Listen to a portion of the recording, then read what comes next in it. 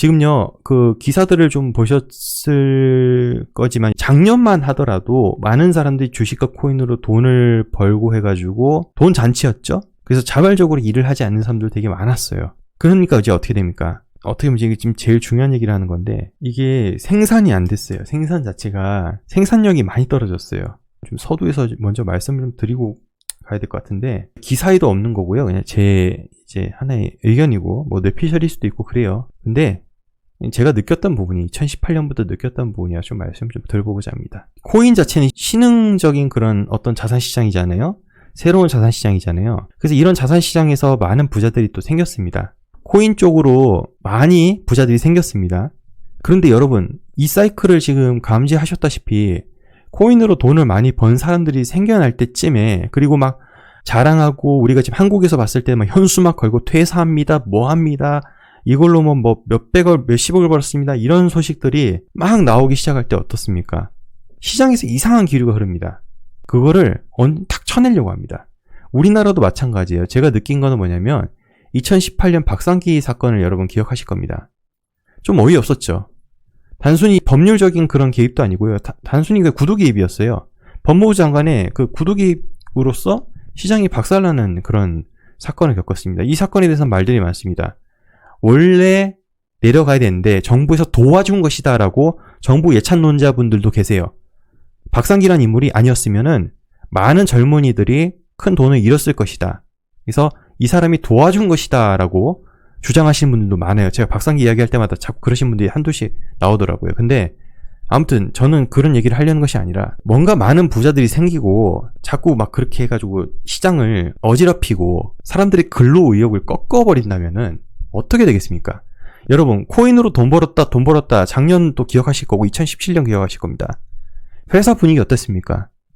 어지럽습니다. 일을 안 합니다, 사람들이. 그리고 노동으로서 수익을 올리려고 하지 않고 다들 이제 단타 쳐가지고, 아니면 뭐 코인 투자나 주식 투자해가지고 돈을 벌려고 합니다. 이거는 사회현상적으로 정말 생산적으로는 별로 좋지가 않습니다.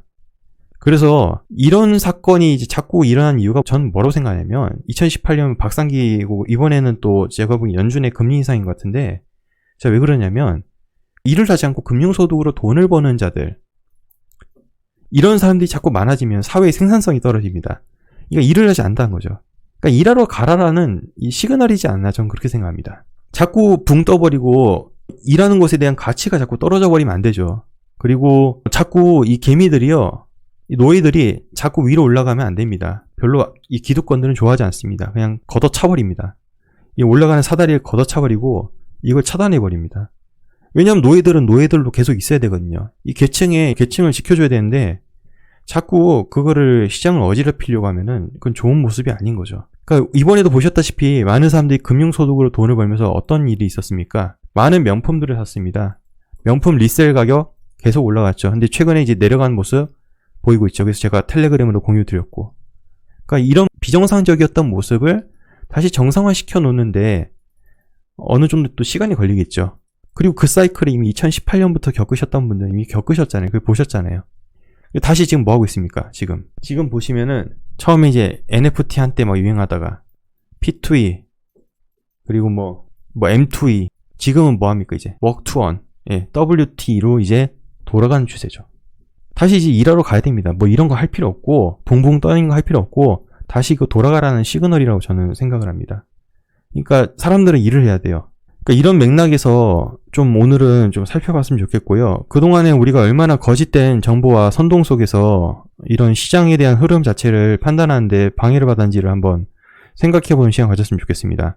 어떤 이벤트가 일어났을 때 과연 그것이 상관관계가 있는 것인지 없는 것인지 정확하게 짚어봐야 될 것 같은데요. 일단은 먼저 좀 말씀드리고 싶은 것이, 지금 내일 뭐 오후 3시부터 해가지고 제2의 뭐 루나인가요? 그거?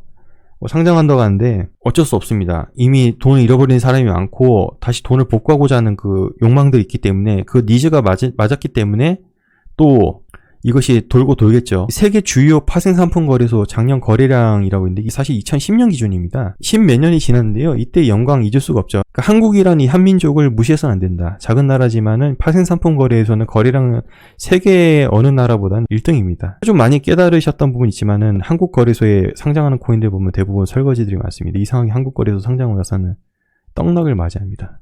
처음에 빵 뛰었다가 그죠? 쭉 내려서 바닥을 형성되고 그 다음 사이클 때 이제 올라가주는, 아니면 안 올라갈 수도 있는 이런 형식이 많이 있는데요. 왜 그럴까요? 예, 한국이 이런 투자 성향 자체를, 제가 보기에는 이건 이미 데이터가 이미 많이 나와 있기 때문에 그거를 충분히 그들도 알고 있지 않나, 이런 생각이 좀 드네요.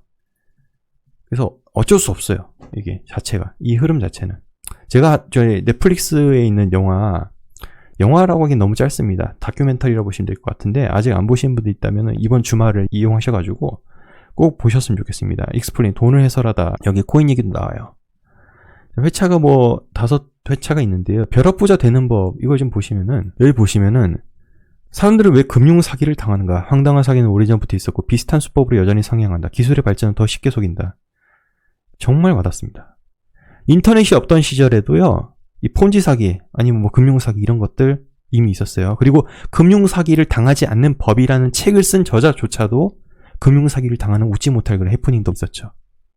그러니까 이거를 보신다면 여러분 좀 많은 또 이런 공감이 가실 거라 저는 생각합니다. 일확천금을 노리고 싶은 인간의 욕망은 옛날에도 있었고 지금도 있고 앞으로도 있을 겁니다. 그 욕망을 그들은 이용하는 것이죠.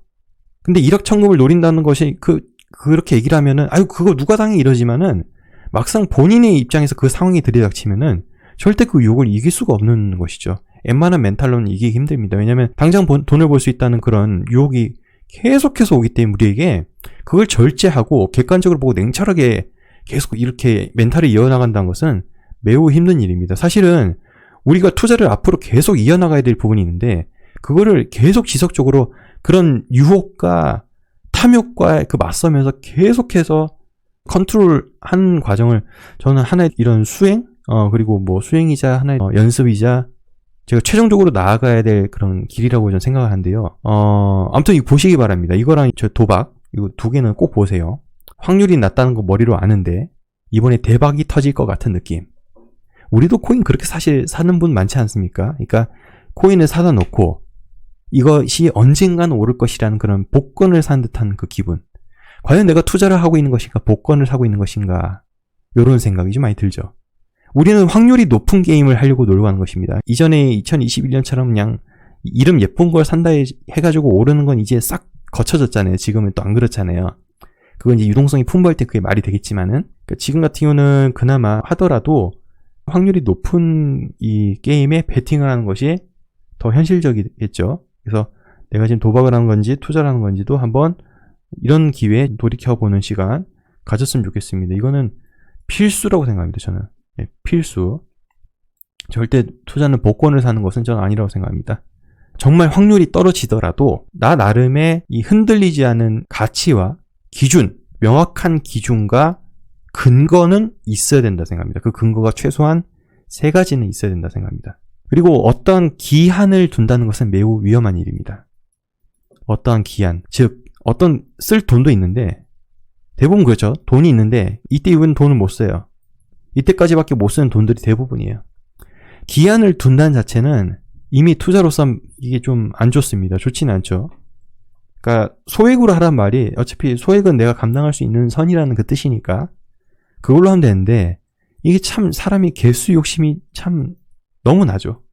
자꾸 이게 얼마 가면은 이게 얼마가 될 텐데, 내 자산이 얼마가 되고 난 이걸 사고 싶은데 이렇게 돼야지 이렇게 되는데 개수 이 정도 맞춰야 되지 않을까라는 또 역산이 또 들어가기 때문에 이게 상당히 유혹이 뿌리치기 힘듭니다. 그러니까 자꾸 그러니까 무리한 시드가 들어갈 수밖에 없는 거죠. 그런데 우리가 이런 사이클을 좀 한 바퀴 겪으셨던 분들은 아주 절실하게 깨달으시겠지만은, 그리고 이미 기사로도 이런 기사 많이 나왔잖아요. 네, 작년에도 불과 몇백 가지고도, 몇백으로도 출발해가지고도 뭐 수십억을 벌었다, 뭐 이런 얘기. 물론 이것이 극소수의 이야기고 그 사람이 엄청난 그 노력을 해가지고 일궈낸 결과겠지만은, 이 말이 무슨 말일까요?